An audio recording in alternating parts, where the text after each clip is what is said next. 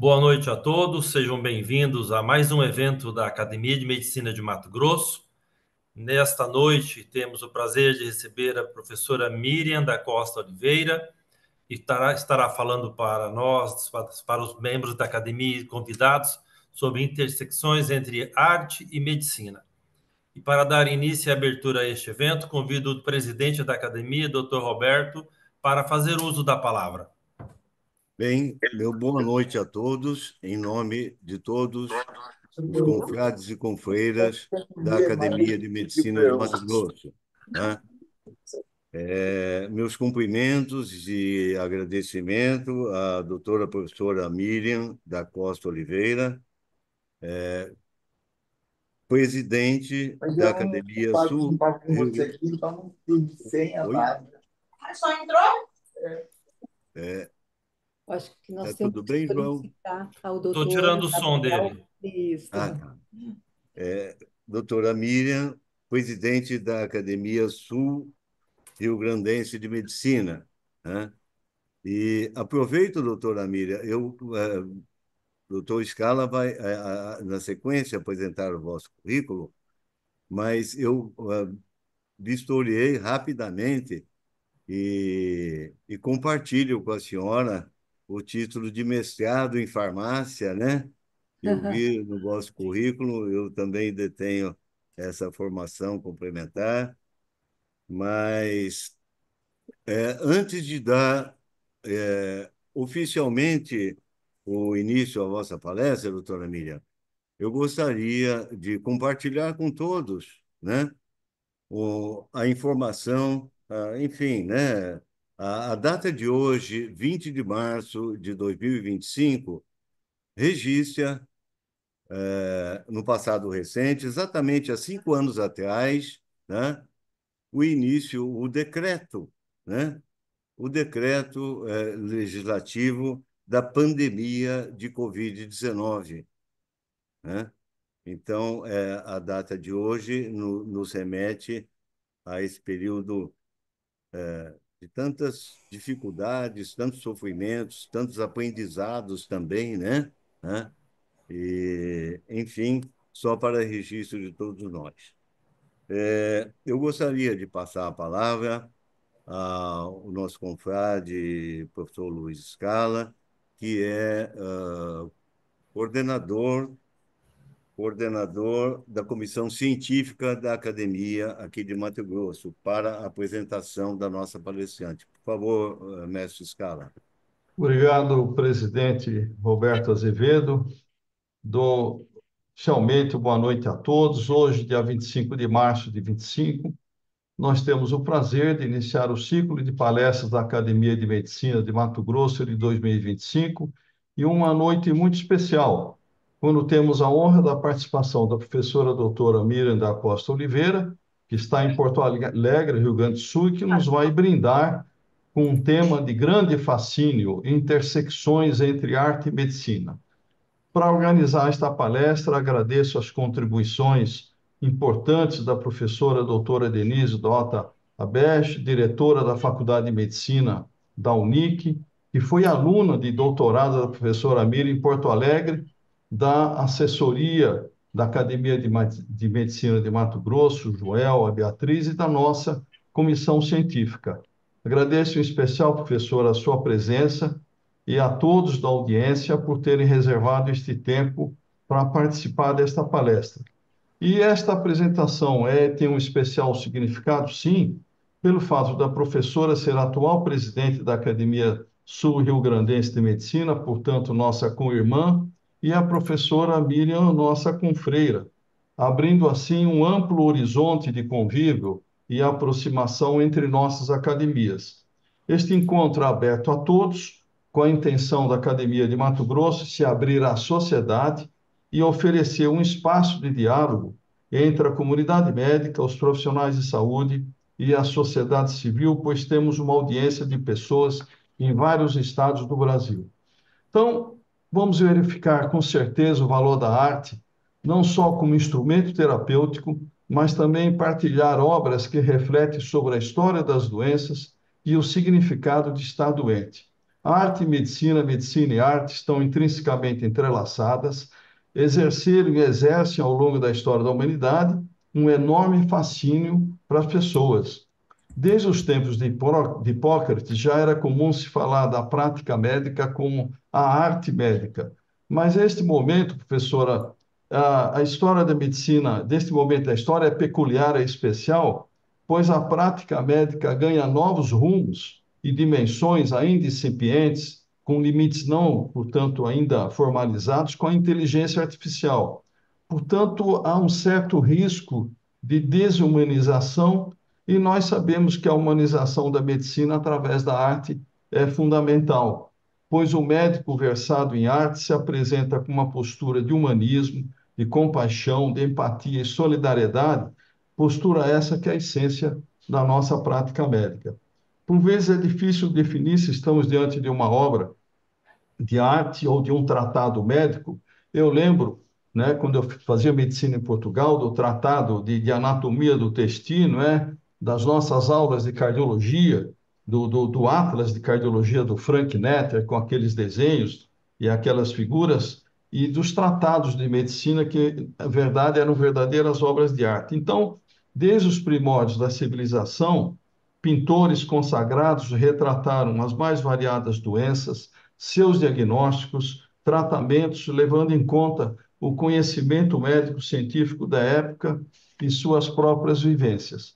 Quando visitamos museus de arte natural ao longo do mundo e tantos outros, nos deparamos com obras de Picasso, Goya, Rubens, Van Gogh e sempre saímos mais confortados. Eu lembro, professora, de um quadro do início do século XX que haviam 20 pessoas em torno de um leito para fazer das primeiras medidas da pressão arterial, isso no início do século passado. Então, a compreensão de uma obra de arte, incluindo aquelas que se ocupam da medicina, para além do deleite que ela nos proporciona, deve levar em conta as dimensões históricas e culturais da mesma, bem como a vida dos seus autores. Passo a apresentar a professora Miriam da Costa Oliveira, graduada em Medicina pela Faculdade Católica de Medicina de Porto Alegre, mestre em Farmacologia pela Católica de Porto Alegre também, doutor em Medicina em Ciências Médicas pela Federal do Rio Grande do Sul, livre docente em Endocrinologia da Católica de Porto Alegre. Na Santa Casa de Misericórdia, criou e coordena o Centro de Neuroendocrinologia, onde é pesquisadora da área de endocrinologia, professora titular da Universidade Federal de Ciências da Saúde de Porto Alegre, onde foi diretora-geral por 3 anos e conduziu a transformação dessa faculdade em, portanto, uma universidade, quando foi, então, a primeira reitora da universidade, permanecendo nesse cargo por 9 anos, e membro titular, presidente da Academia Sul-Rio-Grandense de Medicina, neste biênio 23 a 25, e membro do Conselho de Irmãos da Santa Casa desde 18 do seu Conselho Consultivo. Então, professora Miriam, teatro, música, esculturas, quais são as relações com a arte? Muito obrigado. Em primeiro lugar, boa noite a todos que nos acompanham. Oficialmente agora, boa noite especial ao Dr. Roberto Gomes de Azevedo, presidente da Academia de Medicina de Mato Grosso. Quero dizer que trago a ele e aos confrades desta academia o abraço dos acadêmicos da Academia Sul-Rio-Grandense de Medicina. E cumprimento também o Dr. Luiz César Nazário Scala, coordenador da comissão científica desta academia, e a doutora Denise Abesch, que intermediou esse nosso encontro. E eu tenho que acrescentar aqui essas palavras gentis que foram ditas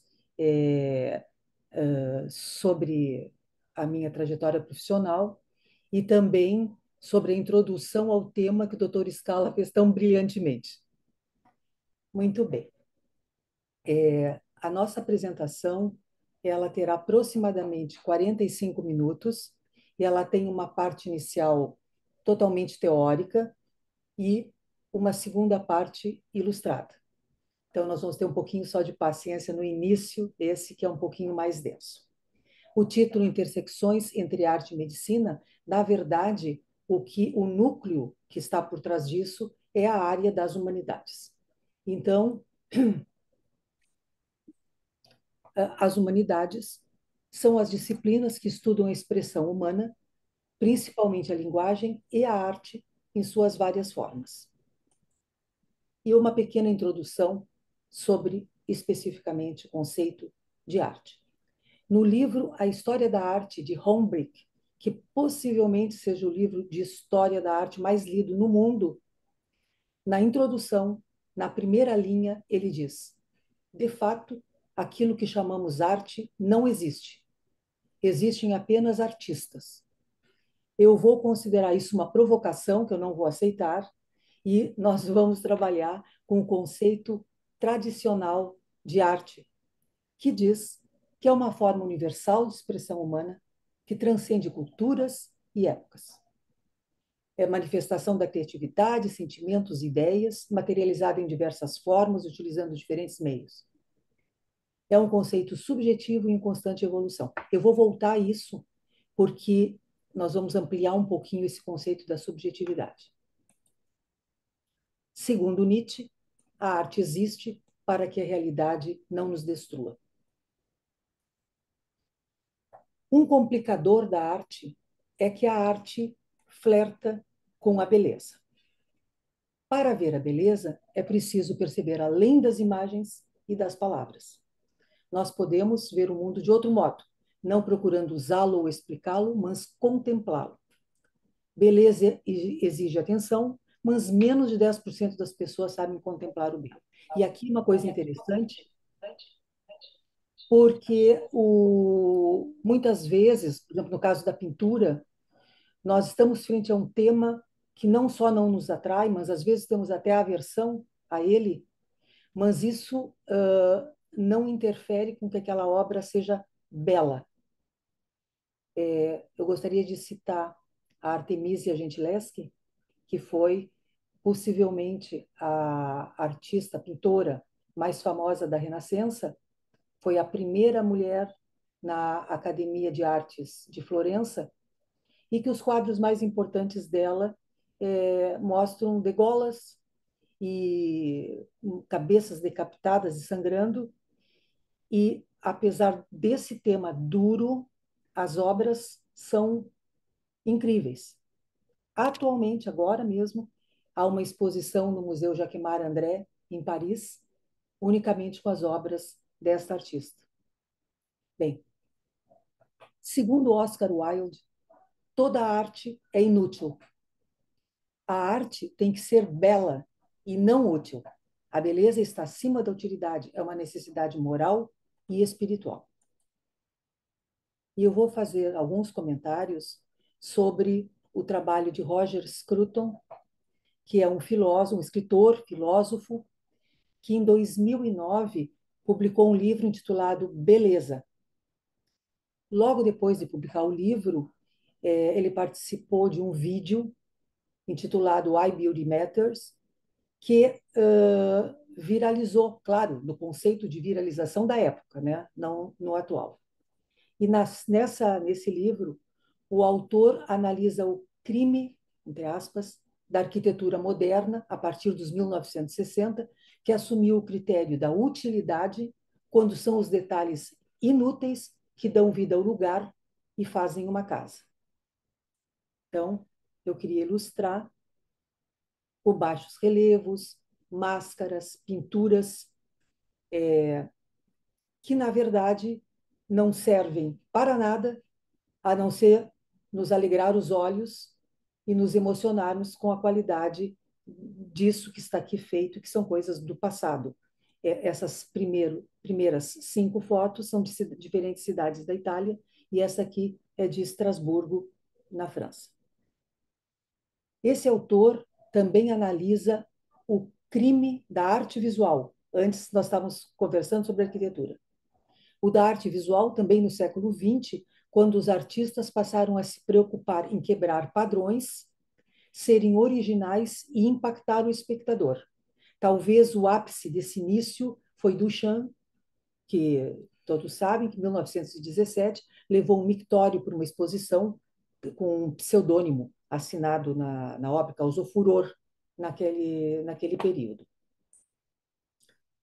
Bem, E aqui, aquilo que eu tinha mencionado, que nós, na definição, dissemos que a arte ela é subjetiva, para esse autor a beleza não é subjetiva, ela é baseada em sentidos racionais, como a beleza do corpo humano, da natureza, da música e da literatura. Esse é o slide mais pesado de toda a apresentação, ele é certamente não didático, mas eu acho que o conteúdo é muito interessante, porque ele traz agora a ligação entre a medicina e as humanidades. É do livro Cambridge, História da Medicina, de 2008, e tem um trecho que diz o seguinte: todo o movimento paciente como um todo caiu em desuso depois de 1950, substituído pela nova geração de médicos cheios de grande autoconfiança terapêutica. O aspecto da relação médico-paciente, pelo qual os pacientes se emocionavam anteriormente, tal como o interesse e o detalhe do médico ao tomar a história dos sintomas ou colocar as mãos sobre o corpo do paciente para um bom exame físico, tornou-se obsoleto em favor do uso dos recursos de diagnósticos por imagem e por testes laboratoriais na busca de diagnósticos. Esta falha, a falta de humanização em dar suporte ao paciente, redundou em uma suprema ironia. No mesmo momento em que a ciência obteve incontestável sucesso no combate a uma vasta gama de doenças que dizimavam a humanidade, a coroa da vitória foi retirada da cabeça dos médicos. Bem, nós temos aqui em Porto Alegre e na nossa academia um colega, o professor José Jesus Camargo, que oferece um curso intitulado Medicina da Pessoa, anual desde 2020. E um colega nosso da Bahia, numa palestra da etapa de 2023 desse curso, disse o seguinte: a medicina é ciência, mas a atividade assistencial é uma arte que envolve sensibilidade, empatia, solidariedade, cumplicidade, espiritualidade, disponibilidade e um termo que a gente quase não usa mais hoje em dia, escutatória ativa.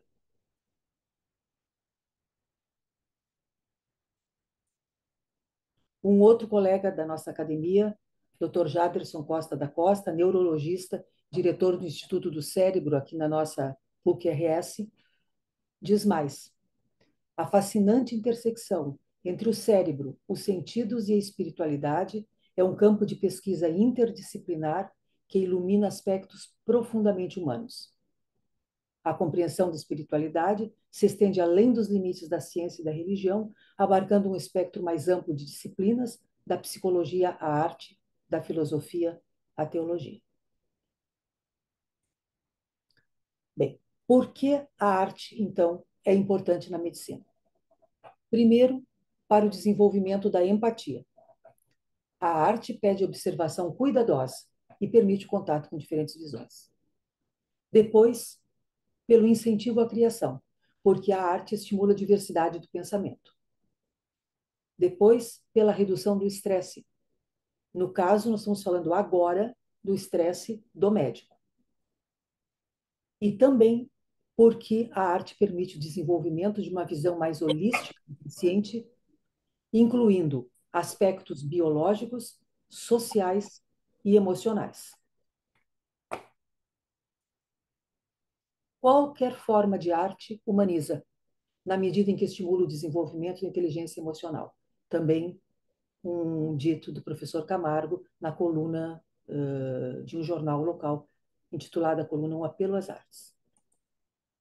Bem, qual a tipologia das artes? Inicialmente, a história da construção de prédios, da pintura de quadros e confecção de estátuas. Quando ocorreu o Manifesto das Sete Artes, em 1923, que foi feito para incluir o cinema como arte, elas já formavam 7. Hoje, não há consenso do número dessa tipologia, de modo geral se diz que são 11, na verdade já estamos aqui englobando história e fotografia, história em quadrinhos, jogos eletrônicos, arte digital, mas há muitas outras vertentes que surgem a cada momento.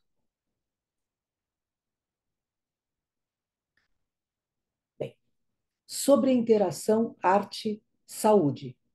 Qual é a linha do tempo?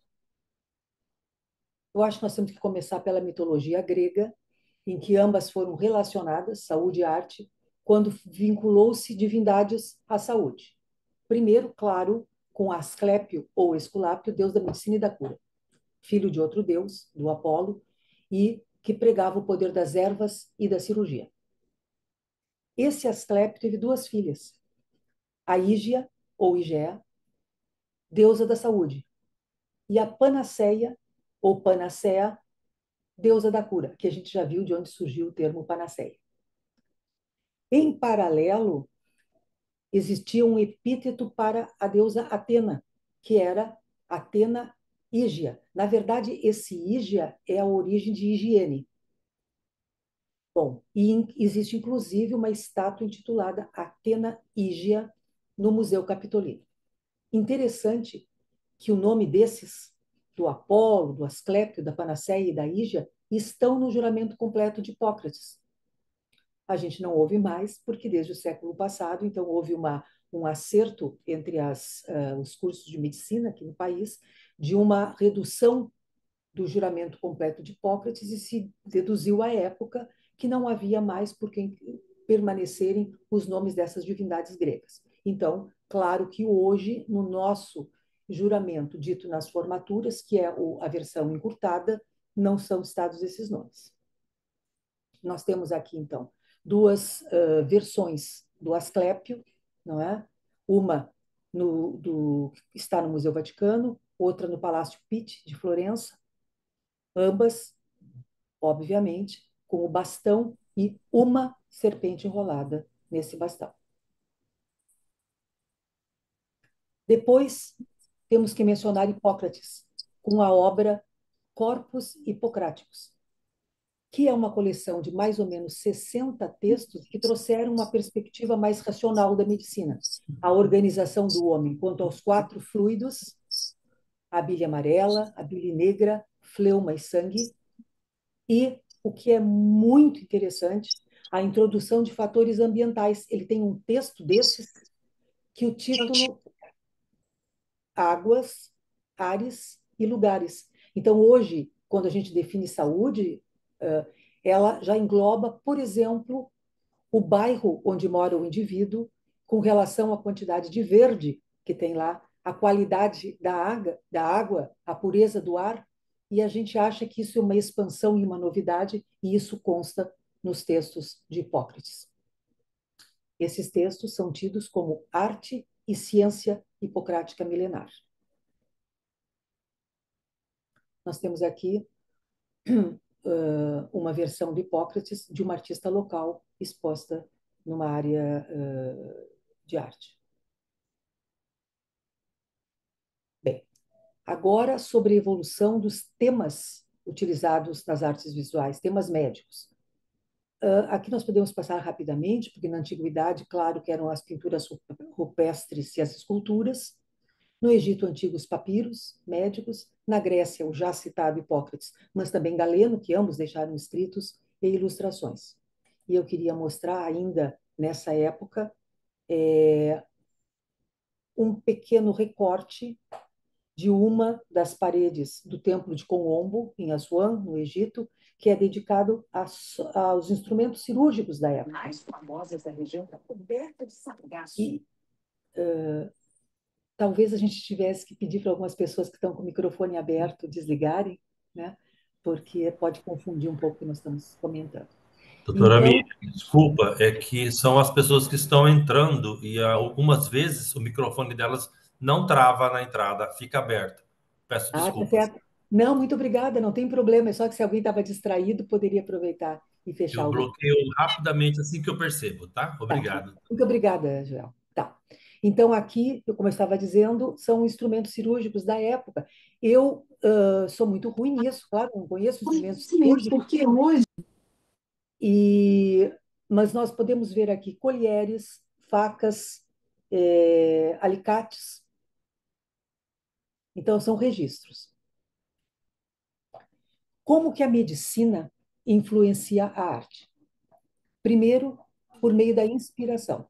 O corpo humano saudável ou doente, as doenças e epidemias, os tratamentos, todos são fontes de inspiração. Depois, pela representação, porque a arte tem sido utilizada ao longo da história para representar de novo doenças, tratamentos, mas também a figura do médico, e por isso ela se presta como registro visual da evolução da medicina. Na pesquisa, são duas vias. É a neurociência estudando quais são os mecanismos envolvidos na criação artística e, por outro lado, é a medicina precisando de ilustrações, fotografia médica e arte digital. E ainda temos a influência dos museus de anatomia como experiência estética. Bem, a partir de agora, eu vou então mencionar doenças na arte, mas eu vou me restringir o tempo inteiro às doenças endócrinas, que na realidade eu acho que é o maior manancial para artes visuais ao longo da história em termos de doenças. Então vocês veem aqui qual o roteiro que nós vamos seguir. É o da obesidade, o do nanismo, aqui tem uma forma especial de nanismo, que é a síndrome de Sekel, e o gigantismo. Nós vamos começar então pela obesidade, e eu estou trazendo aqui a Vênus mais antiga que se conhece na escultura, que é a Vênus de von Willendorf. Isso porque foi perto da cidade de Willendorf que tinha um sítio arqueológico onde, no começo dos 1900, desenterraram essa estátua. Olhando assim, a gente pode ter uma ideia equivocada, porque, na verdade, ela mede 11 centímetros. Ela é extremamente pequena e se encontra hoje no Museu de História Natural de Viena. Né? Então, esse eu trouxe para ilustrar a obesidade. Depois, ainda naquele nosso roteiro de doenças, eu trago a acromegalia. Este é o Akenaton, um faraó que parece ter revolucionado a gestão dos faraós à sua época. Ele era muito jovem e muito ativo, e ele é tido como podendo ter sido um acromegálico. Na verdade, vários estudiosos não concordam com isso, e eu me alinho junto com esses que não concordam com isso. Mas isso é uma eterna discussão. Aqui, nessa imagem, vocês podem ver uma orelha grande, vocês podem ver um aumento da mandíbula, mas que não tem um prognatismo anterior.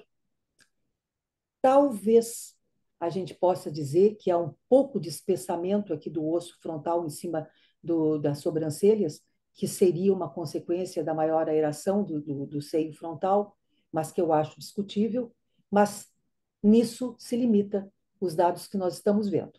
Aqui nós temos uma reconstrução com inteligência artificial, e se vocês olharem aqui, realmente não há estigmas clássicos. Essa pessoa tem um nariz perfeito, os lábios são espessos, mas são ambos os lábios espessos, igualmente espessos, e ele não tem a face grosseira dos acromegálicos. Outra doença endócrina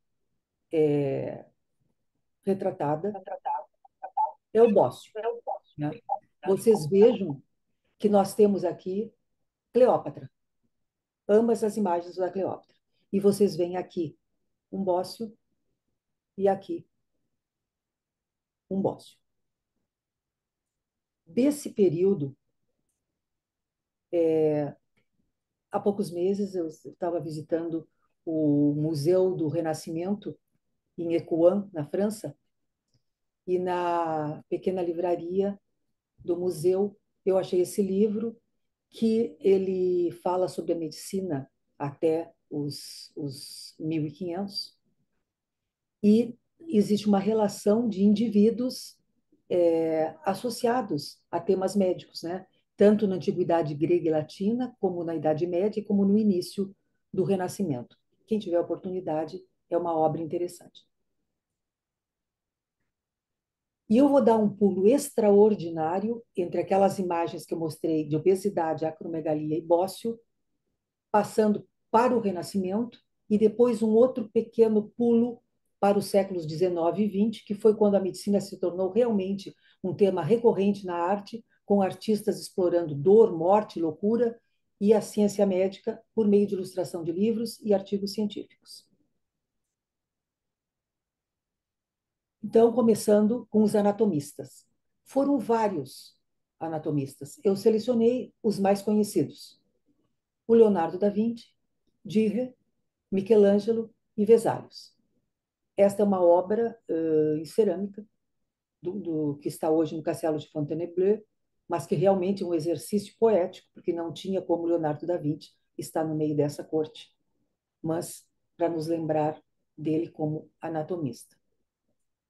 Aqui nós temos a capa muito conhecida do texto de Vesalius, De Humani Corporis Fabrica, de 1543. E bem mais adiante, a anatomia também inspirando a arte, com Delacroix, visto no museu, numa exposição temática. Muito bem. Então, aqui eu falei no pós-renascença, anatomia. Agora eu gostaria de mencionar doenças no pós-renascença. Eu vou começar, ainda naquela ordem endocrinológica, com esse quadro. Esse quadro, a minha vontade era de não mostrar, porque ele é conhecido demais. Nos livros de história da medicina, sempre, quase sempre se vê esse quadro. Mas esse quadro ele é tão lindo, que eu não consigo tirar. Vocês veem aqui a princesinha Margarida e aqui dois nanismos, dois anões.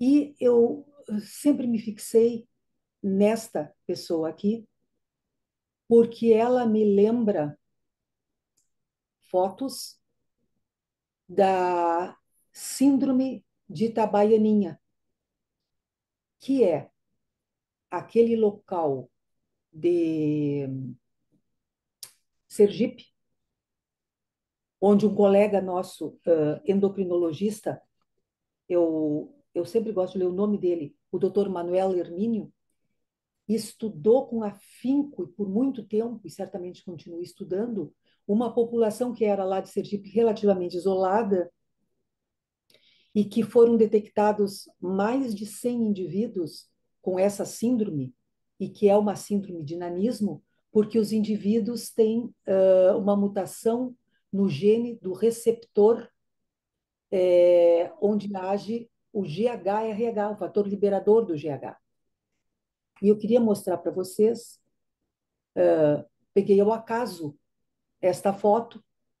Claro que aqui nós temos uma senhora rindo e aqui uma que está muito séria, mas as características faciais são extremamente parecidas, mas estou contando como curiosidade, porque não há é uma coisa pessoal minha, uma observação pessoal, porque na verdade não há nenhum estudo que eu conheça que tenha lembrado, depois da descrição dessa população, de que isso aqui pudesse ser também uma mutação semelhante. Ainda nos nanismos, mais um exemplo, nós temos aqui um retrato do anão Nano Morgante, que está na Galeria degli Uffizi, e que é muito curioso, porque vocês veem que não está numa parede, está num suporte aqui no chão. Por quê? Porque quando a gente passa por ele, a gente vê as costas, e nas costas está o mesmo Nano Morgante de costas. Esta foto aqui me foi cedida por uma amiga. Esta aqui é minha, mas essa foi cedida por uma amiga. Então, muito interessante, eu acho. É como se fosse um díptico virado sobre ele mesmo. Agora, eu vou então passar para a acromegalia mais recente. Em Bolonha, existe um museu, o Museu Luigi Cattaneo, que é de peças anatômicas em cera. Todas as peças do museu são de cera. E nós temos aqui esse acromegálico, chamado Luigi Marchetti, conhecido por Botaro, que ele morreu, eu não sei o ano exato, parece que há dúvidas, mas foi no final dos 1810, foi bem por ali. E qual é a importância? A importância é porque nesse mesmo museu está em exibição o estômago do Botaro. E qual é o problema? É que é claro que é um estômago muito grande. E antes disso, não havia estudos de acromegálicos que não fossem de ossos. E esse anatomista, então, a partir desse momento, trouxe à tona o estudo dos órgãos internos dos acromegálicos. Ainda na acromegalia, eu quero mostrar esse quadro de Guido Reni, Davi com a cabeça de Golias. Existem várias formas desse quadro do Davi segurando a cabeça do Golias. Aqui vocês já veem que é uma representação um tanto grosseira, mas se vocês olharem para esse quadro aqui, esse quadro é de Piget, um francês. E aqui vocês veem que as características de acromegalia estão absolutamente evidentes, não é? E isso consta num artigo científico, né, publicado no ano de 2000, onde o autor defende um fato muito curioso de que essa batalha do Davi e Golias tinha dado a vitória para o Davi em função de uma deficiência visual do Golias. Porque vocês sabem que os tumores de hipófise, quando são grandes, quando são macroadenomas, associados ou não à acromegalia, eles com frequência causam impressão do quiasma óptico.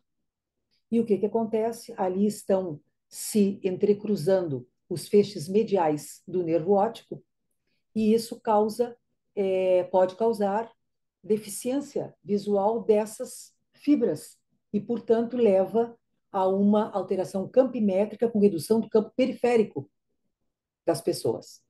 E esse autor, então, ele argumenta que o Golias teria dificuldades visuais relacionadas a esse fato, porque ele sempre era acompanhado por um outro homem que mais ou menos indicava o caminho e que ele não teria visto a pedra sendo atirada pelo Davi, e que foi a pedra que o atingiu aqui na fronte. Então, é um artigo bem interessante de ser lido. Agora, saindo da acromegalia, num período peri-renascença ainda, do Van der Weyden, das figuras, em geral, de temas religiosos dele, vocês notam todas com bóstio. Todas. Aqui, aqui e aqui. E aqui. Outro quadro envolvido nessa história, isso aqui é um slide que eu mostro para os nossos alunos da terceira série do curso de medicina, mostrando que em 2018, no Mayo Clinics Proceedings, os autores defendem a ideia de que a Mona Lisa tinha hipotireoidismo. E daí eles citam uma série de variáveis que falam a esse favor. Com alguns eu concordo, com outros não. Por exemplo, eu concordo com o cabelo ralo e grosseiro, concordo que tem madarose, sim, que é a perda do terço distal das sobrancelhas, né? Isso tem a imagem.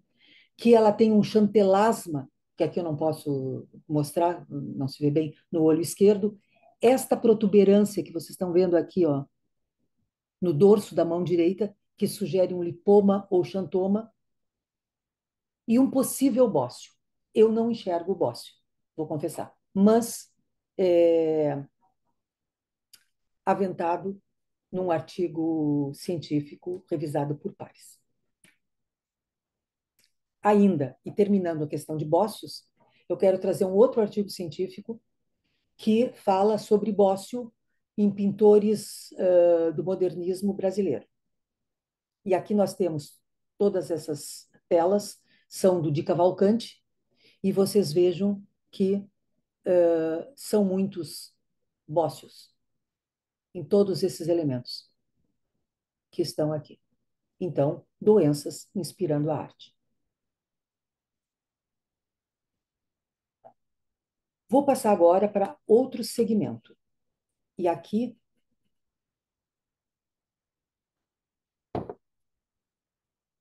eu vou mostrar obras de artistas que expõem em Porto Alegre.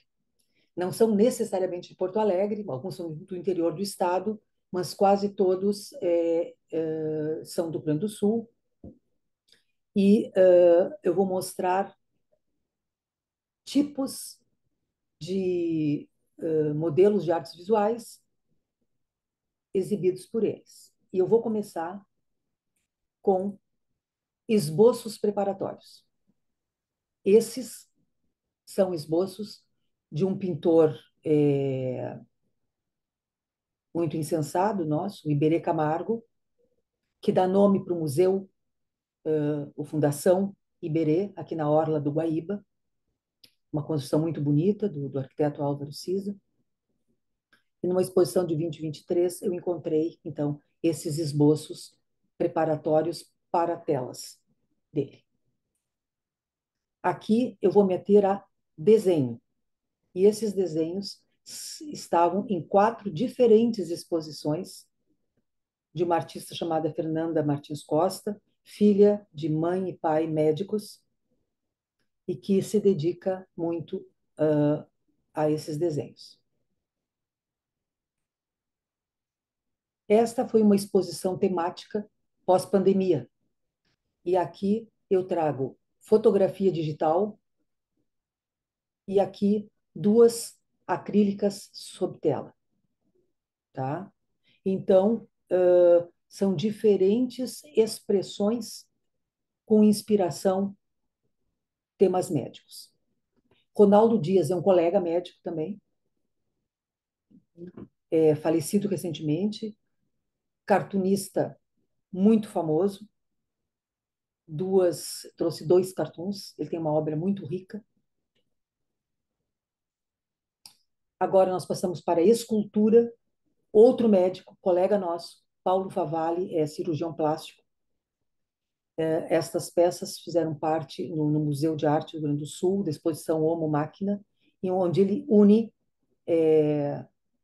anatomia e tecnologia. Aliás, esse artista inaugurou ontem uma exposição maravilhosa, onde ele faz um paralelo entre o Homo sapiens, num determinado nicho da exposição, e eu só anotei o nome porque é uma coisa nova, o Homo cibernéticos, nessa temática que ele trabalha. Aqui, street art. Nós temos um viaduto no nosso centro histórico, muito bonito, atualmente em fase de recuperação, que ele tem um grafite que remete a Michelangelo e a Capela Sistina. Então, são várias formas de expressão artística utilizadas pelos artistas. Agora eu vou inverter e comentar a influência que a arte faz sobre os pacientes, que pode fazer sobre os pacientes. Primeiro, servir como um canal para expressar sentimentos e emoções, que às vezes as pessoas têm dificuldade de verbalizar. Segundo, pela redução do estresse. Agora, a redução do estresse não mais no médico, agora no próprio paciente, que isso sim consiste que foi comentada anteriormente, arte-terapia. A concentração na tarefa artística pode promover a saúde mental e emocional. Melhoria da autoestima, desde que exista, claro, o reconhecimento das obras desses pacientes. Fortalecimento de conexões sociais, estímulo cognitivo e também o design de hospitais através de arte em paredes e esculturas. Aqui eu trago bordados, pintura, e aqui é um misto de bordado e patchwork, não sei muito bem como definir, de 3 pacientes de hospital psiquiátrico, todos os 3 do Hospital São Pedro, que na verdade não funcionando mais como hospital, ele ainda tem alguns moradores antigos. Essa senhora aqui, a Natália Leite, morou mais de 60 anos, também faleceu recentemente. O Luiz Guides morou menos tempo no Hospital Psiquiátrico São Pedro, e a Maria Luzia Soares, eu não sei muito sobre ela.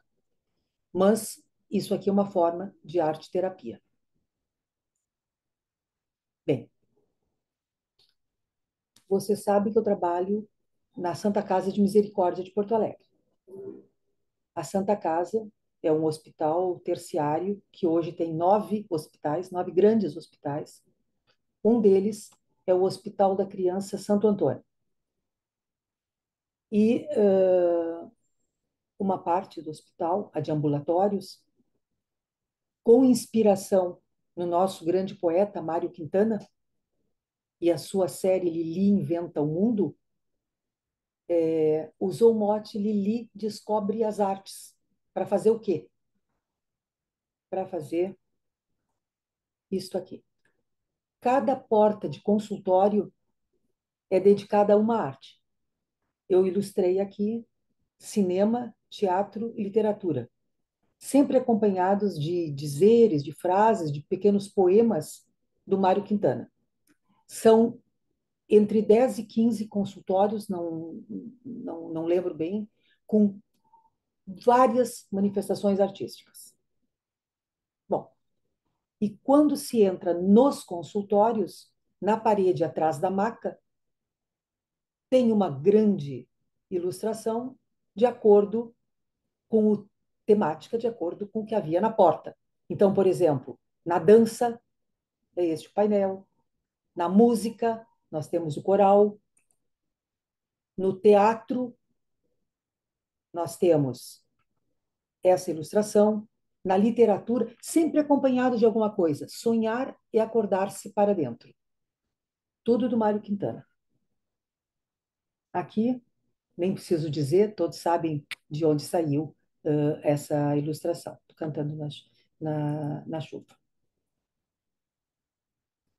Agora eu me dirijo à parte final, porque eu acho que tudo que a gente conversou até agora, o grande sentido é a integração da arte na formação médica, que eu reputo como essencial. Isso pode ser obtido através de oficinas de artes visuais, grupos de discussão sobre literatura e cinema dentro do curso, criação de projetos artísticos com temas relacionados à saúde e à medicina, a incorporação da arte na comunicação com os pacientes, oficinas de música e dança, visitas a museus e exposições. Não se preocupem com esse slide, que eu quero, ele só serve para eu contar uma pequena história. A universidade onde eu trabalho, a UFSPA, Universidade Federal de Ciências da Saúde de Porto Alegre, ela começou como um curso de medicina isolado em 1961, iniciou. Depois ela foi federalizada. E só em 2008 ela se transformou em universidade especializada na saúde. Bom, mas é fácil compreender que no início era tudo voltado à formação, nem era saúde, era a formação do médico. Só existiam professores da área das ciências biológicas. Qualquer formação para além da técnica era dada apenas pela postura e exemplo dos professores. Fora isso, não tinha mais nada. Bom, num determinado momento, então, quando eu fui para a administração, graças a uma equipe que toda pensava da mesma forma, nós começamos muito vagarosamente a inserir fragmentos de possibilidade de formação cultural mais ampla, vamos dizer assim. Foi criado espaço para exposições, para atividades musicais, foram muito vagarosamente, um a um, contratados docentes das áreas de ciências sociais, filosofia, história, letras. Vocês não esqueçam que era uma faculdade isolada, só um curso de medicina, não tinha nada disso. E isso foi o embrião de um grande departamento que existe hoje de Educação e Humanidades na universidade. Foi criado um museu de anatomia que hoje recebe milhares, literalmente, não é exagero, milhares de visitas por ano de escolas e que é consolidado aqui na nossa cidade. Foi criado calendário cultural, coral, banda comunitária, várias intervenções artísticas na estrutura física da universidade, atividades, criada uma editora, um livro com nosso acervo de artes e criado um museu institucional. Eu trago, por quê? Porque se nós, numa instituição pública, conseguimos fazer isto, todos conseguem. E eu acho que nós temos que realmente perseguir esse tipo de atividade dentro da formação dos médicos e demais profissionais da área da saúde, todos unidos nesta mesma causa. Eu queria aqui mostrar só uma pequena menção ao nosso Museu de Anatomia. E para finalizar, esse é o meu último slide, eu queria chamar a atenção do nome do professor Davis de Campos, que é professor da universidade da área de anatomia, e que ele pesquisa nas principais obras de Michelangelo o significado de símbolos e detalhes camuflados nas obras que expressam ideias que não poderiam ser expostas abertamente no período de intolerância religiosa. Então, para mim, no começo, eu fiquei muito impactada, mas como que uma obra de 1550 até hoje não tem tal detalhe descrito? Bom, mas esse professor estuda então a iconografia, também estuda Da Vinci, Rafael e Botticelli, mas eu queria chamar a atenção desse livro, que foi lançado em 2023, chamado O Dedo de Deus, e que envolve temas da história da arte, da religião, da matemática, da anatomia e da simbologia. Quem gosta desses temas, quem gosta desses assuntos e tiver interesse, pode consultar porque ele é extremamente interessante. Bom, eu com isso acho que eu fiz uma pequena varredura e estou totalmente à disposição para comentários e questões, agradecendo a todos vocês por terem permanecido aqui nessa assistência. Muito obrigada. Muito obrigado, professora. Como moderador, realmente a senhora fez portanto, exposição muito ampla, abrangente, profunda, objetiva e com grande sensibilidade humana, e isso realmente toca os nossos corações. E eu queria, antes de passar a palavra para a audiência, dizer o seguinte: com toda a sua experiência de reitora, de livre docente, com toda. Veja, eu estou lembrando, eu fiz um curso portanto, lá na Unicamp, e sobre um curso avançado de obesidade, que a professora Denise, acredito que fez também, com o professor Bruno Gelonesi. E a nutrição, o pessoal da nutrição percebeu que os alunos de medicina, eles precisavam de tem uma disciplina chamada culinária em medicina, para eles aprenderem a cozinhar, porque não basta falar de nutrição. E isso começou em 5 universidades do mundo, Harvard, etc., e tem em Campinas também. Então, eu estou pensando, como é que a senhora pensa de levar mais arte para os cursos de medicina? Claro que teria que ter um programa, uma disciplina. Claro que a senhora acabou de mostrar as diversas formas, não é? Discutir filmes, etc., tudo isso. Mas como é que a senhora acha que poderia avançar nisso? E nós podemos dizer que nós, aqui da Academia de Mato Grosso, um dos nossos objetivos é também fundar um museu de medicina aqui em Mato Grosso, não é? E a senhora passou por tudo isso aí em Porto Alegre, está de parabéns, porque a partir de uma única faculdade a senhora abriu um leque aí de oportunidades e experiências muito interessantes. Muito bem. Vou tentar lhe responder.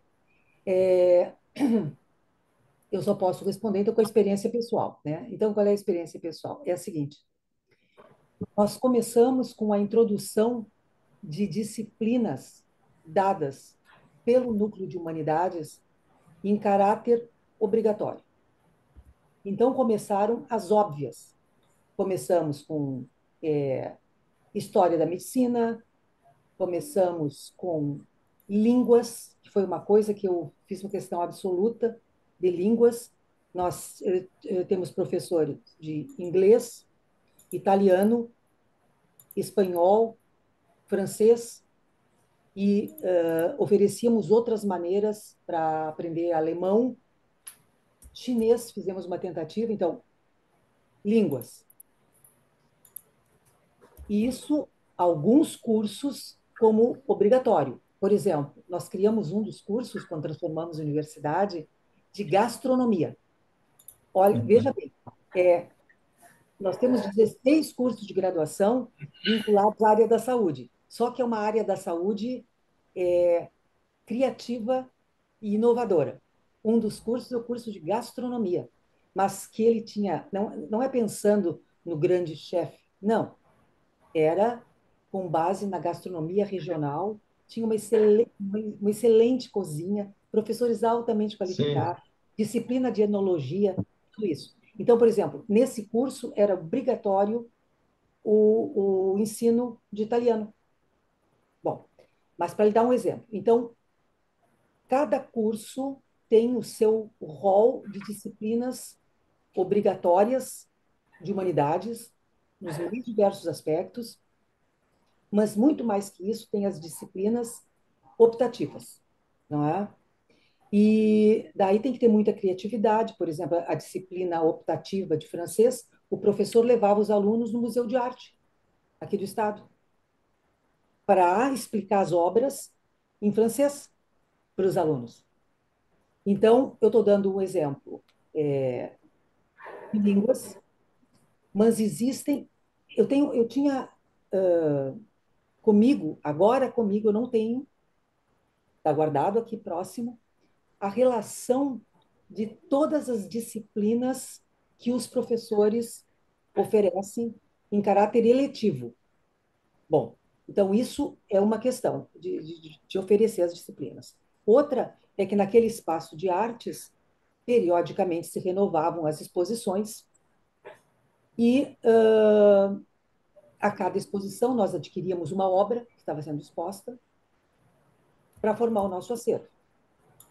Bem, e então, em algumas salas de reuniões, onde se recebe pessoas, tem várias obras de artistas locais. É outra maneira dos alunos irem encontrando, se familiarizando.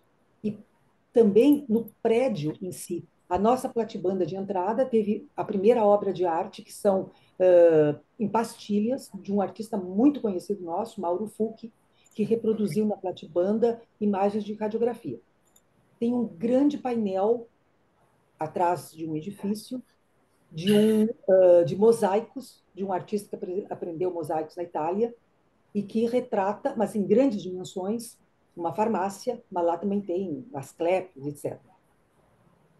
Várias obras de arte incorporadas à estrutura da universidade. E assim por diante, eu poderia lhe exemplificar com cada um daqueles itens como que a gente trata aqueles itens, como é que a gente fez. É um trabalho de formiga. E tem que ter gente que goste muito disso, né? Tem que ter gente que goste muito. Então, eu acho que o mais grosseiro e o mínimo que eu poderia lhe responder seria isso. A não ser que o senhor tenha uma outra pergunta bem específica e que eu não mencionei. Daí pergunte, por não, favor. não, foi muito bem abordado.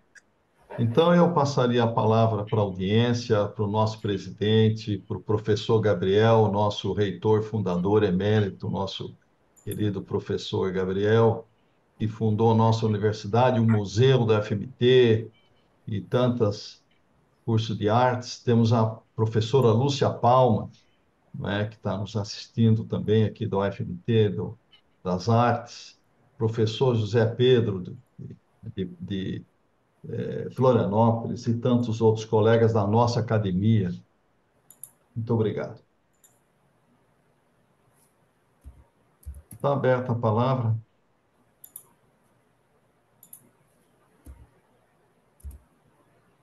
Eu não tenho nenhum controle sobre se alguém pede palavra ou não, porque eu não estou conseguindo ver o chat e também Mas não eu enxergo a mão estou levantada. administrando, doutora. Então, por favor, eu indico. Professora, oi, Denise, não sei se me enxerga. Eu só tenho a agradecer a disponibilidade sua, muito orgulho de ter sido sua aluna, e enquanto uma formadora de médicos, eu me sinto mais uma vez capacitada por ti para nos lembrar sempre que a gente tem que humanizar o ensino, que as artes têm que estar presentes para sensibilizar o ensino médico e assim, foi excelente, brilhante a tua palestra, não esperava menos, obviamente, sensacional. Então, assim, mais uma vez, tu ensinando a um caminho que a gente tem que trilhar.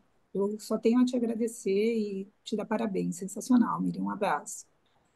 Muito obrigada, Denise. Eu não vou fazer nenhum elogio aqui, porque ficaria muito ruim. Tu sabes que eu te considero uma pessoa excepcional. Obrigada. Está Da aberto. academia aqui do Rio Grande, Sul Grandense de Medicina, eu sei que está presente o Walter, porque eu consigo ver, Walter Garcia, nosso expert em transplantes. Eu não sei se e o Walter é uma pessoa, é um colecionador muito entendido em artes, fico até às vezes constrangida de estar falando aqui, já foi citado que tem uma professora de artes, e eu, sem formação na área, né? Mas assim, espero não ter dito alguma bobagem, que esses que têm expertise sabem. Não sei se alguém mais daqui gostaria de falar, o próprio Walter ou outra pessoa. Doutor Gabriel quer falar, doutora Miriam. Ah, que bom. Vamos ver. Doutor Gabriel, consegue ligar o seu som?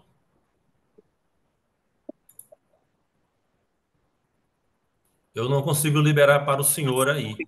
E agora? Agora o senhor Ah, está. agora sim. Hein? Agora tá ouvindo, estamos ouvindo. Mas eu não estou vendo ninguém, entendeu? Mas eu não estou Pede vendo para ninguém. Dá um pede para jeito aí. Andréia, pede para Andréia arrumar para você, Gabriel. André não está aí, olha, eu não estou vendo ninguém. Mas eu queria primeiro agradecer a professora Miriam. Aprendi muito, muito, muito, muito. Esse assunto, ele me foi despertado em 1958, professora Miriam. A senhora não era nascida ainda. Em 1958, eu estudava medicina no Rio de Janeiro e fui aluno da professora Nise da Silveira. E ela despertou nos alunos essa questão da arte na cura, na medicina, entendeu? No tratamento, no encaramento do paciente. E desde então, voltando para Mato Grosso, eu sempre procurei, como se diz, seguir os exemplos da professora Nise, porque a professora Nise, eu tenho orgulho de ter sido aluno dela, porque a mulher que criou o Museu do Inconsciente, a mulher que provou que aqueles doentes que tomavam eletrochoque, insulina, que viviam isolados, eram capazes de produzir arte. E houve um concurso para artistas desconhecidos, jovens, e ela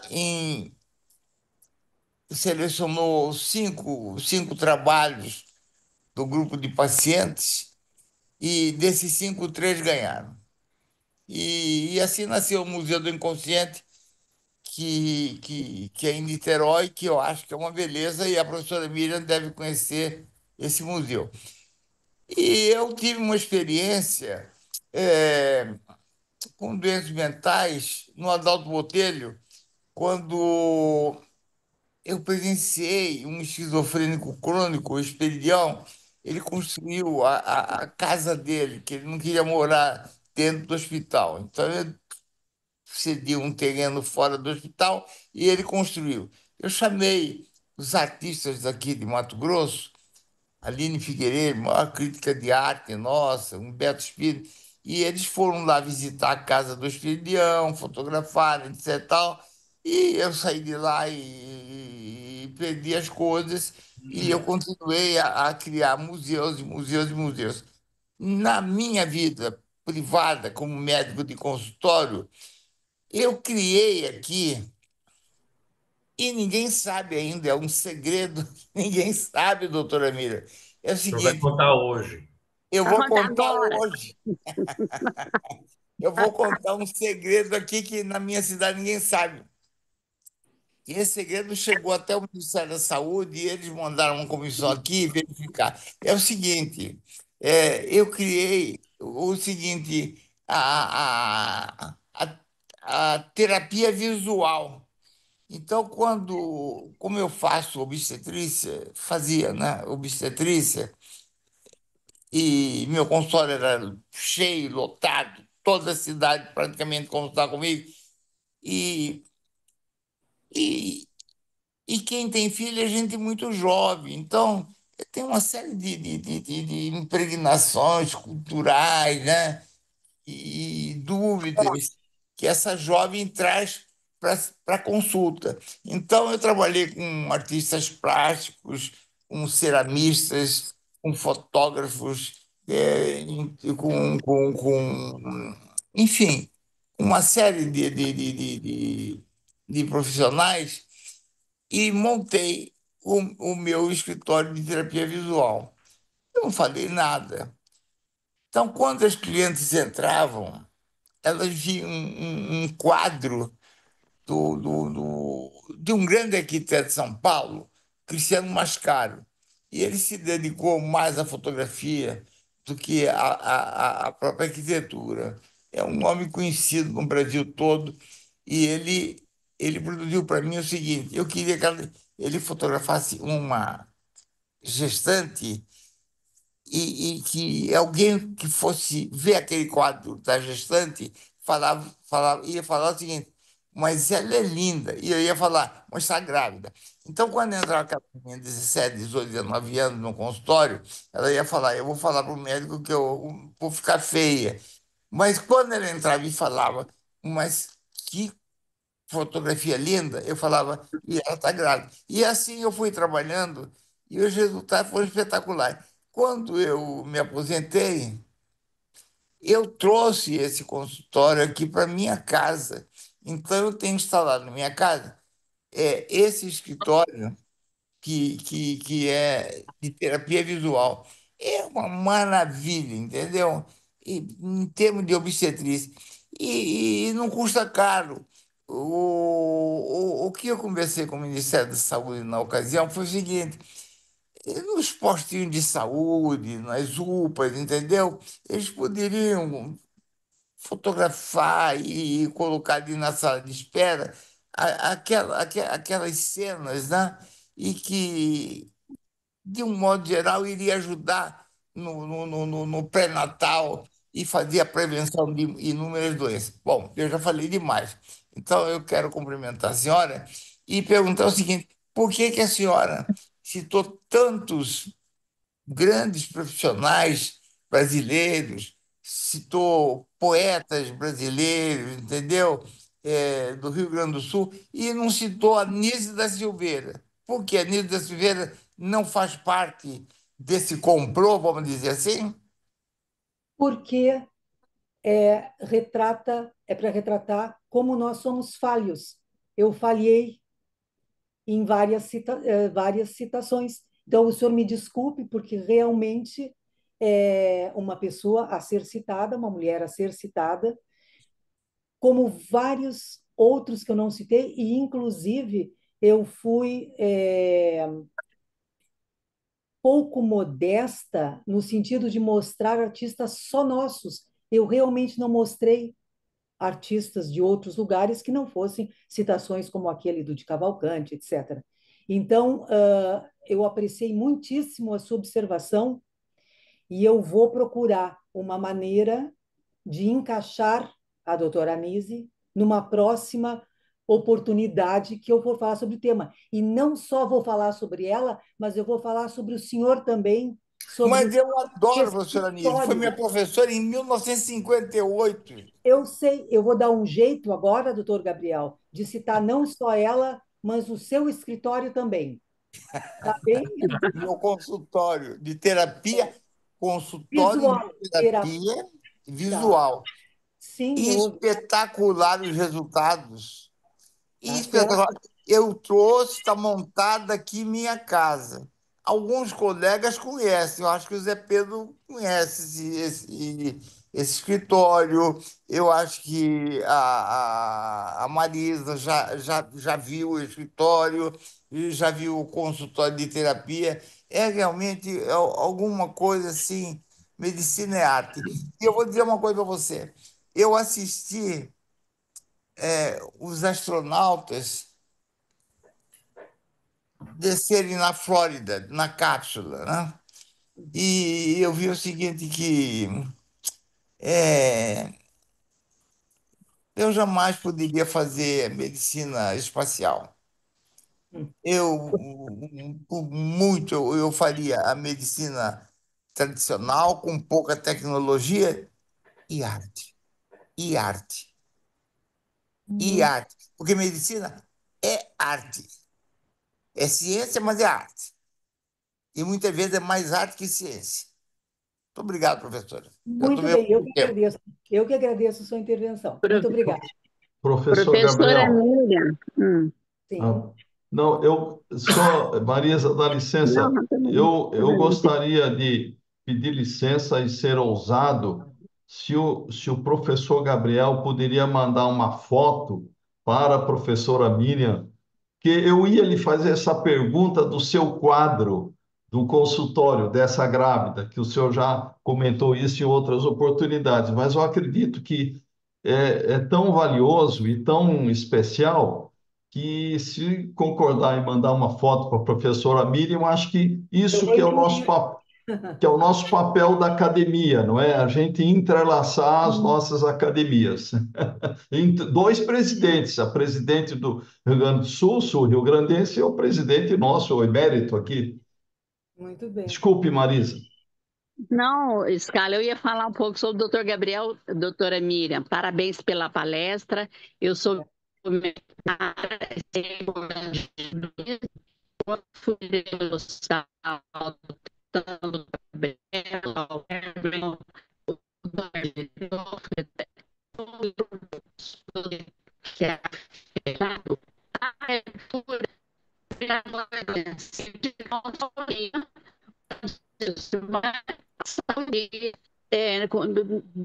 desenhando, pintando, cerâmica. Então foi assim, uma experiência muito bacana que eu tive. Assim, não fui aluna da professora Nise, mas assim, foi uma experiência muito, muito interessante para mim. E o doutor Gabriel Novis é muito modesto, porque ele criou o Museu da Universidade, ele criou o Teatro. Teatro da Universidade, ele criou assim, uma série ele não falou porque ele é modesto, mas ele criou vários locais dentro da universidade, foi o primeiro reitor, e ele Cinema, criou cinema, dentro da cinema, universidade. cinema. O cinema, sim, eu sei que tem que falar, né, Gabriel? Então, ele é muito modesto, não falou tudo. Mas ele realmente é uma pessoa, assim, que não era muito na época, né, divulgado isso, mas aluno da Anísio Silveira. Então é isso. Parabéns para a senhora. Foi um prazer muito grande Agradeço a muito. palestra, ter ouvido a palestra da senhora, muito enriquecedora, viu? Meus parabéns. Obrigada, doutora Marisa. Muito obrigada. O Scala gostaria de me escrever, Márcio. Não, pois não. Pode falar. Professora Miriam, meus Nosso parabéns. ex-presidente, desculpe, apresentá-lo, nosso ex-presidente da academia, pois não. Braga, Professora então, Miriam, gostaria, a imagem gost- dele. Eu gostaria. Doutor gostaria Márcio, de. o senhor está sem imagem, doutor Márcio? Estou sem imagem? Sim. Márcio Canavarro Serra. Isso. Professora Miriam, eu gostaria de parabenizá-la pela excelência da sua palestra e observamos os vários ângulos relacionados ao tema arte e medicina.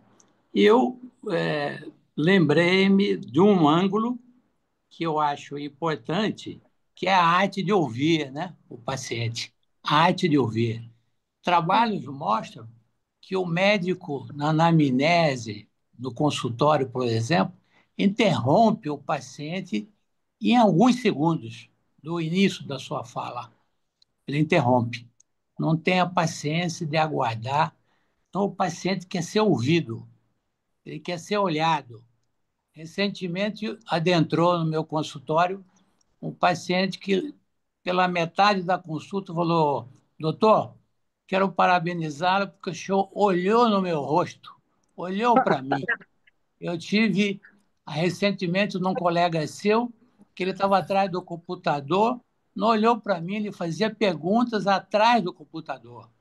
Quer dizer, isso é um aspecto terrível que a senhora mencionou nos exames com diagnóstica, ressonância, tomografia, e a escola hipocrática foi deixada para trás, né?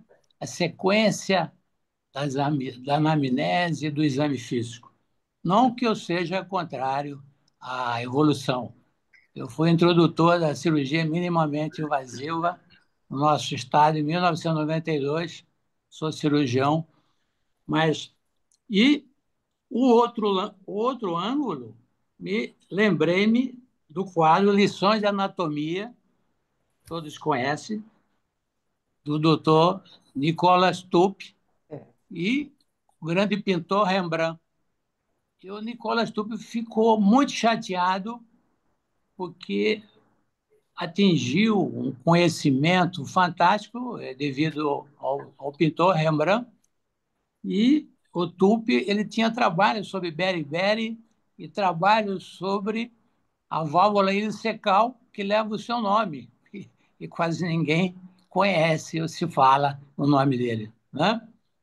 E um último aspecto, como cirurgião, professora Miriam, não só na cirurgia convencional, em que nós abrimos, e agora com a cirurgia minimamente invasiva, e dissecamos os órgãos vitais com todo cuidado para não cometer uma iatrogenia e cores diferentes.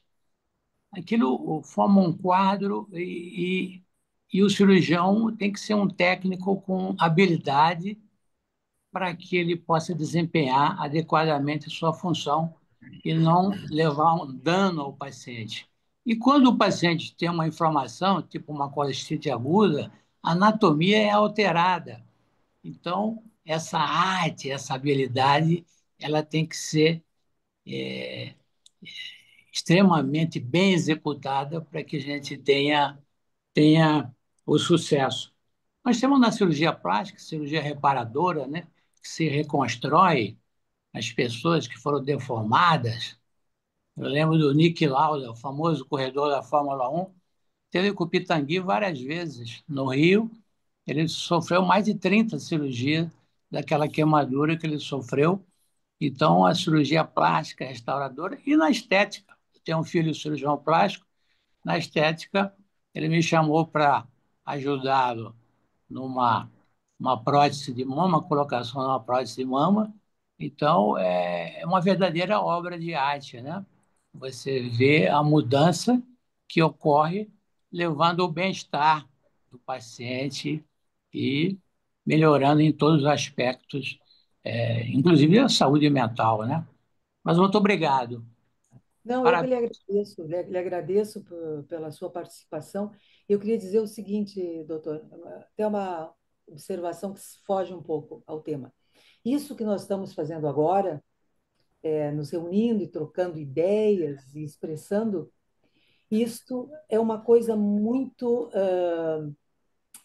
saudável, muito salutar para nós que estamos aqui envolvidos, porque isso nos faz esquecer uma série de dificuldades que permeiam a medicina atual, a parte do avanço tecnológico, e que o senhor mencionou que é exatamente diz respeito à relação médico-paciente.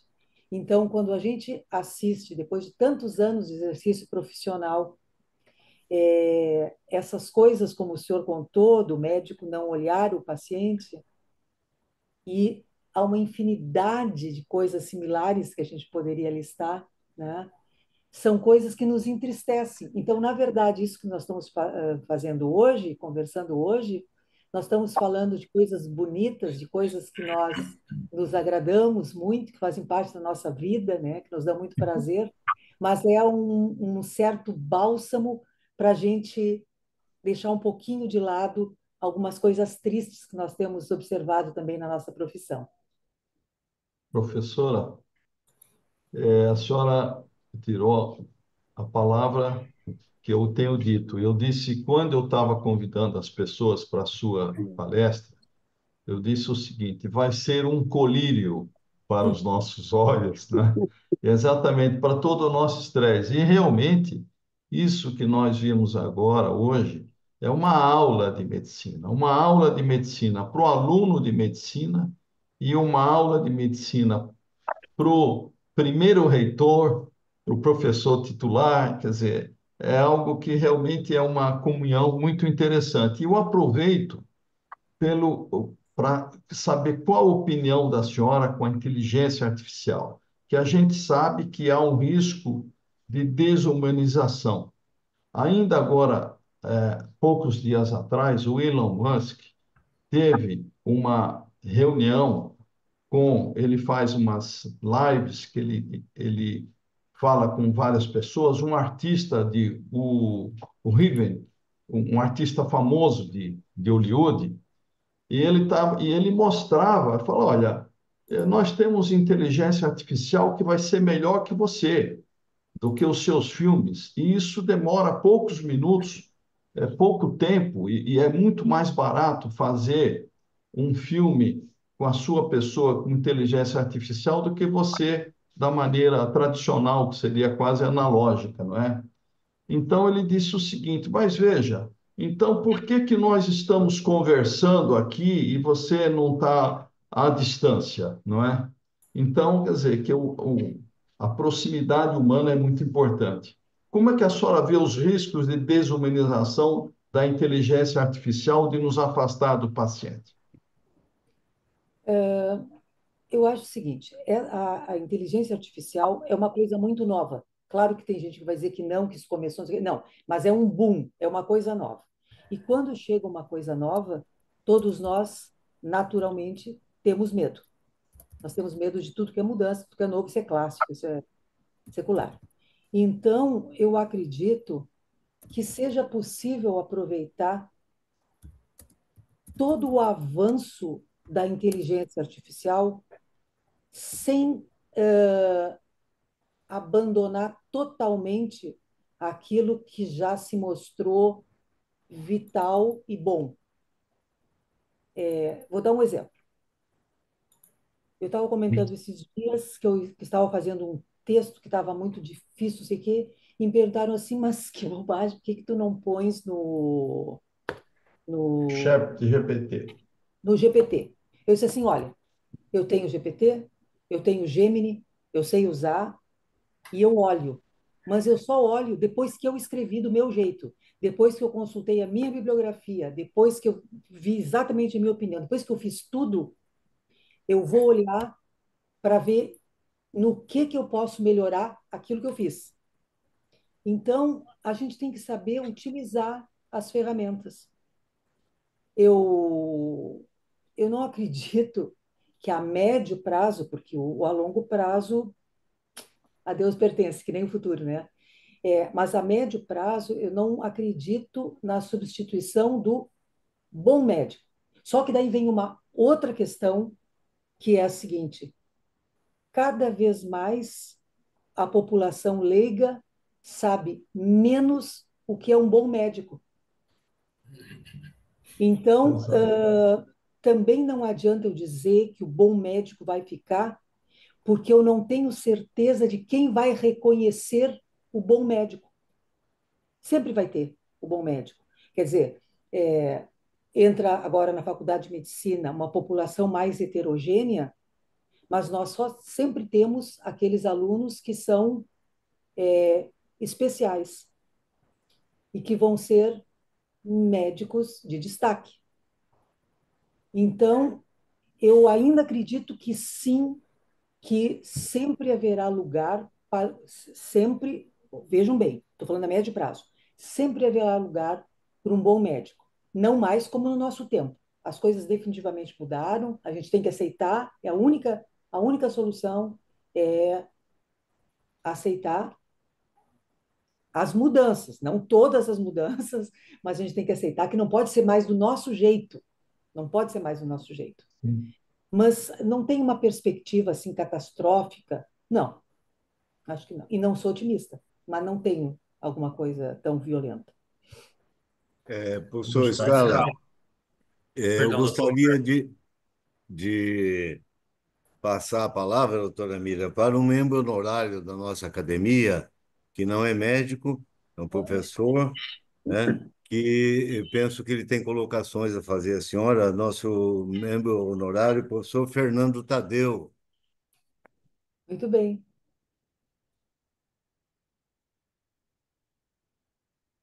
Está com o microfone desligado e sem o vídeo do professor Fernando. Bem, Doutor deixemos José em Pedro suspenso, deseja fazer uso da palavra, doutor Roberto.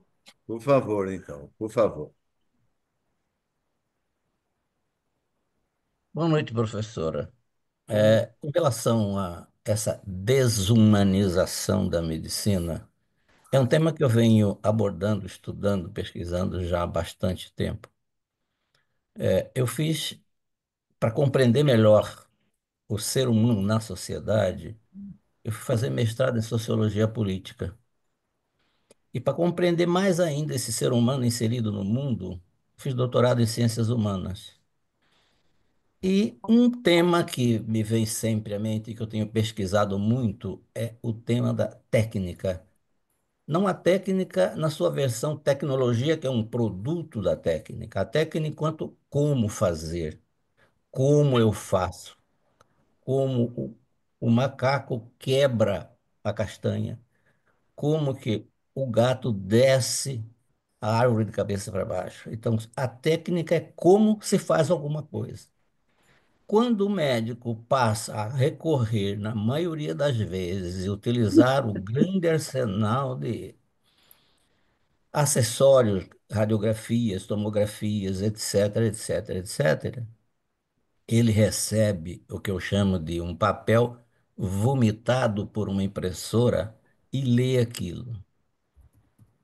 A técnica, o uso absoluto da técnica embota, oblitera, dificulta, paralisa a capacidade de raciocínio do ser humano, seja quem ele for. Esse é um princípio já estudado desde a década de 1940 por um filósofo alemão chamado Oswald Spengler. Heidegger trabalhou isso, Ortega y Gasset trabalhou isso, o nosso colega e filósofo, esqueci o nome dele, mas tem outros. Humberto Galimberti, um filósofo italiano, Hermínio Martins, um filósofo português que dá aula em Cambridge, na Inglaterra, todos eles estudam a técnica. O que é essa técnica? Vai dificultando a capacidade de raciocínio lógico do médico e de qualquer outra pessoa. Vamos dar um exemplo bem corriqueiro. Se você pega um aluno do segundo grau, logo que ele sai ali do primeiro grau, e coloca no papel um número de 3 algarismos para ele dividir um número de 2 algarismos e dá um lápis para ele. Ele é incapaz de fazer isso porque ele nunca aprendeu a fazer isso e a capacidade de raciocínio lógico dele não existe. E a medicina, na medida em que vai se dependendo cada vez mais dos artefatos promovidos, oferecidos pela técnica e pela alta tecnologia, ele perde a capacidade de raciocínio. Eu vou citar o outro exemplo dessa perda de capacidade lógica. Eu fui convidado por um colega, um amigo meu lá do Rio de Janeiro, para fazer um curso de medicina narrativa na cidade do Porto, em Portugal. Eu falei, mas o que é isto, medicina narrativa? É que o professor ensina como que a gente conversa com o paciente, que aproveita as histórias do paciente. Eu falei, meu filho, isso daí tem um nome clássico, chama-se anamnese. Aí vocês inventam uma droga chamada medicina narrativa, quer dizer, a medicina vai empobrecendo a cada momento, a cada dia mais. E à medida em que você coloca entre o médico e o seu doente um artefato, um equipamento, você vai fazendo que essa distância aumente cada vez mais. Então, como garantir humanização da medicina se nós, desde o primeiro ano de medicina, e um aluno meu lá da Unic, quando o Gabriel era diretor, dizia para mim: professor, o senhor fica perdendo tempo com a gente ensinando essas coisas de raciocínio, se quando chega no quarto ano, os professores vão jogar isso tudo fora, vão pedir outra coisa, e vocês vão ser. Essa coisa que o senhor ensina a gente de saúde coletiva, sociologia da saúde, isso aí não serve para nada. Aí, professora, como é que nós ficamos sonhando? Aquele professor que você citou, o JJ, lá do Rio Grande do Sul, ele escreve os artigos espetaculares. Um deles, eu vou fazer um debate, que eu faço parte da Rede Bioética Brasil, e já é um tema que esse tema vai ser discutido com a gente, né? Sob o ponto de vista ético. Que ética é essa do professor, do médico que mal olha para o seu doente, né? E fica olhando a tela do computador e nem sabe que cor é a pele dele? Nunca sentiu um pulso. Eu me lembro do meu professor Magalhães Gomes, lá na Pedro Ernesto, no Rio de Janeiro, que reza a lenda que ele aferia a pressão arterial segurando o pulso do doente. Como você descobre, o cara tem uma extracístole ventricular ou extracístole supraventricular, simplesmente pegando o pulso sem nem usar o estetoscópio. Isso é arte, professor. Essa é a arte, grande arte que a medicina deixou de lado para se socorrer de equipamentos e instrumentos inventados pela NASA e por aí afora, que esse monstro que se chama Elon Musk, que para mim é um monstro, não é um ser humano, né? Então, a humanização da medicina vai fazer parte da nossa historiografia, como faz parte hoje os hieróglifos lá do Egito Antigo. Eu queria agradecer esse despertar que a senhora está trazendo para a sociedade médica. Muito obrigado. Doutor José Pedro, eu preciso fazer uma pequena manifestação. Eu acho o seguinte: isso tudo que o senhor falou está dentro do escopo da formação médica e da deficiência que nós estamos vendo na formação médica, e numa expectativa de que piore mais ainda a formação médica, por vários fatores, essa criação indiscriminada de escola, etc, etc, essa coisa do assunto de todo dia. Mas eu acho que por que nós estamos numa academia? Nós estamos numa academia porque nós podemos, em alguma coisa, ser exemplo. Só por isso, ser exemplo. Então, se nós assumirmos que com o avanço da tecnologia, com o qual eu concordo com tudo que o senhor disse, mas se a gente assumir que isso foi perdido, cada vez será mais perdido, pode nos paralisar. Então, assim, o senhor diz assim, o estudante de medicina que não toca no paciente. Bom, e daí venho eu aqui dizer que é importante colocar arte na formação dele quando ele não está conseguindo formar nenhuma boa relação médico-paciente. Então, isso é muito desanimador, isso é muito triste. Então, eu acho que a gente tem, primeiro, que conhecer as coisas, que são essas que o senhor disse. A gente tem que saber que isso ocorre, que isso é um mal. Por outro lado, a gente saber que nós somos alguns dos últimos guardiões da velha e boa medicina. E não desistir, porque senão, daí mesmo que não sobra nada e nós estamos contribuindo para esse descalabro que a gente está vendo. Então, a minha, o meu contraponto é no sentido de que todos têm que estar de acordo com tudo que o senhor disse, porque o senhor disse são verdades. Agora, a gente pode reagir de jeito diferente a essas verdades, e eu acho que nós, como acadêmicos, é que temos obrigação de dizer assim eu pautei minha vida, assim eu acredito, e os outros que façam o que quiserem com o nosso ensinamento, com a nossa opinião, etc., que usem o seu juízo crítico, mas que seja permitido nós colaborarmos do jeito possível. Do jeito possível. Eu estou completando um livro, chama Cuidado, a Arte Necessária, onde eu recoloco estes pontos da formação médica, médico e não técnico em medicina ou técnico em doença, né? Hoje a sociologia chama a medicina de tecno, tecnomedicina e não mais de medicina. A tecnomedicina avançou, tomou espaço da velha medicina. E esse livro eu estou trazendo exatamente, reportando casos vividos, vivenciados por mim e explicando do ponto de vista técnico, dentro dessa técnica conhecida nossa, a necessidade de incorporar novamente na formação médica, nos saberes médicos, esses princípios fundamentais que garantiram a existência de uma medicina da qual nós fazemos parte ainda como os últimos dos moicanos, né? Vamos falar assim. Mas eu não recuso a técnica, eu a utilizo. Mas aí que está o grande segredo, é você saber utilizar a técnica respeitando, antes de tudo, o ser humano para onde essa técnica vai ser utilizada. Essa ligação, esse liame, esse elo que está sendo rompido, porque o paciente é tratado hoje como um liquidificador, como um motor de automóvel, qualquer coisa desse tipo, né? Então, esse livro, a ideia dele é exatamente recuperar esse sentir, porque eu sempre falo que o conhecimento é preciso não apenas saber, é composto de saberes e sentires. A emoção, o sentimento, este amor, esse apego ao outro, que é fundamental, né? Tem um livro chamado A Árvore da Vida, de Humberto Maturana Romessin.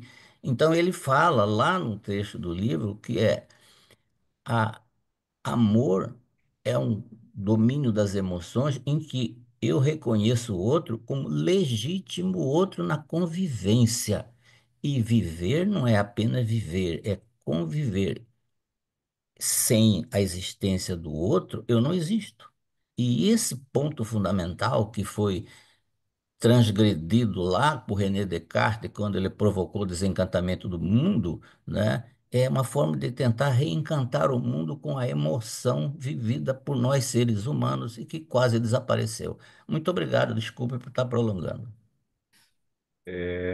Professor Scala, eu acho que nós temos uma logística de horário, está ficando bem tarde Sem lá para o dúvida. doutor também, Exatamente, né? 1 hora a mais. O professor Fernando Tadeu, eu entrei em contato com ele, estava tentando se conectar, uma pena. Professor Fernando Tadeu, professora da Academia Mato Grossense de Letras, professor titular de Economia da Faculdade da Universidade Federal de Mato Grosso, e fez um livro aí sobre os médicos de Mato Grosso para a nossa academia. Então, ele é um membro honorário da nossa academia, ele sendo da área de letras, economista. É uma pena ele não estar conseguindo falar conosco, mas uma maravilha. Passo a palavra para o presidente. Presidente, muito obrigado pela oportunidade.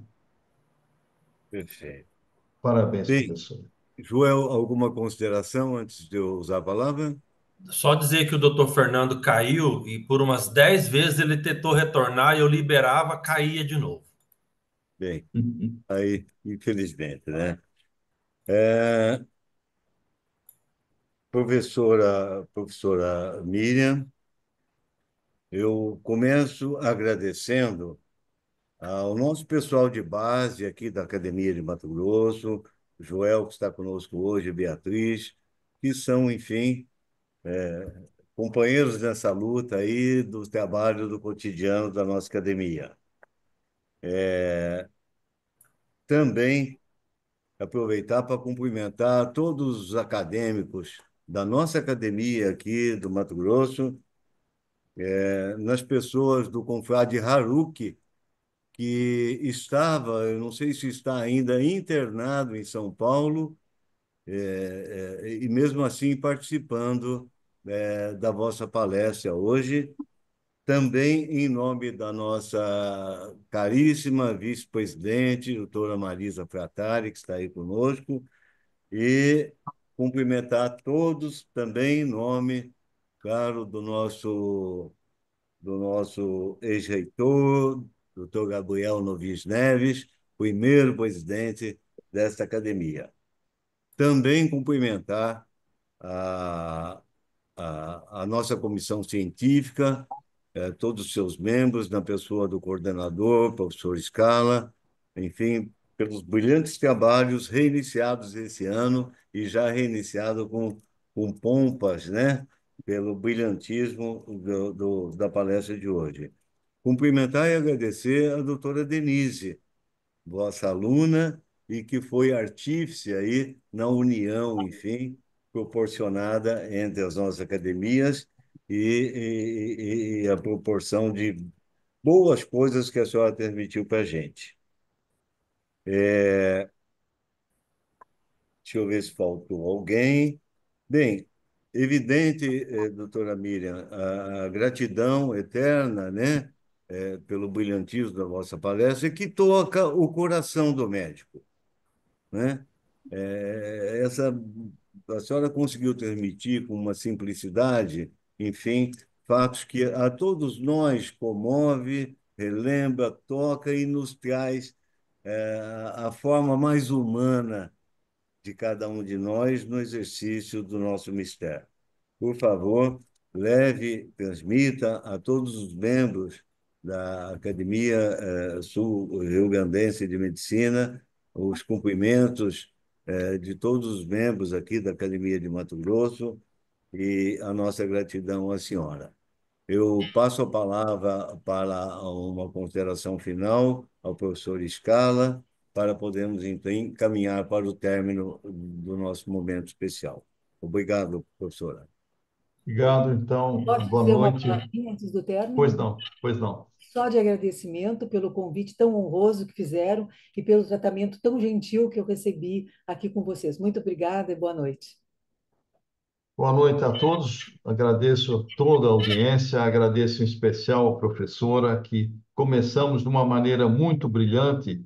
E, professora, quem sabe possamos ampliar e com novas reuniões, realmente para a gente se aproximar mais desse querido estado do Rio Grande do Sul e todos os seus luminares aí com quem a gente tem muito carinho. Muito obrigado, muito boa noite, presidente, boa noite a todos. Boa Obrigado. noite a todos. Muito Boa obrigado. noite. Boa noite. Boa noite, Roberto.